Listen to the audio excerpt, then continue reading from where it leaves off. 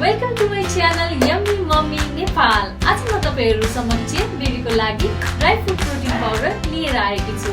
अब एकछिन इन्ट्रो हेरौँ है त।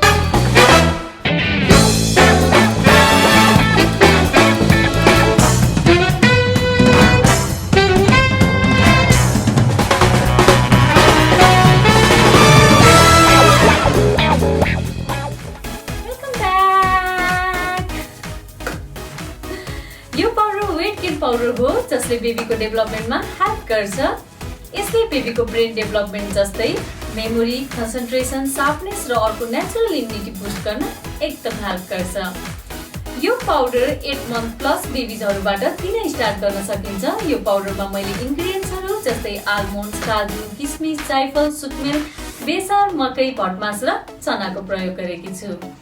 यो पाउडर धेरै तरिकाले दिन मिल्छ जस्तै मिल्कमा मिसाएर, अर्को बेबीको सिरियल्समा मिसाएर अनि फ्रुट जुसेसमा मिसाएर पनि दिन सकिन्छ। तर यो एकदम डाइटरी पाउडर भएको हुनाले बेबीको एज अनुसारले कम क्वान्टिटीबाट दिन स्टार्ट गर्नुपर्छ। धेरै मात्रामा खुवाउनु भयो भने सानो बेबीले पचाउन सक्दैन र कन्स्टिपेसन प्रब्लम देखा पर्छ। हजुरले यसमा अरु ड्राई फ्रुट्स पनि हाल्न सक्नुहुन्छ, तर 1 वर्ष भन्दा मुनिको बेबीलाई पिनट्स यानी मूंगफली खुवाउनु हुँदैन किनभने यसले बेबीलाई एलर्जी हुन सक्छ।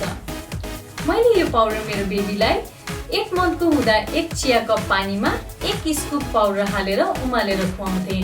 तर अहिले मेरो बेबी 1.5 वर्षको भएपछि 2 चिया कप दुधमा 4 स्कुप पकाएर बिहानको नास्तामा हप्ताको 1-2 पटक खुवाउने गरेकी छु।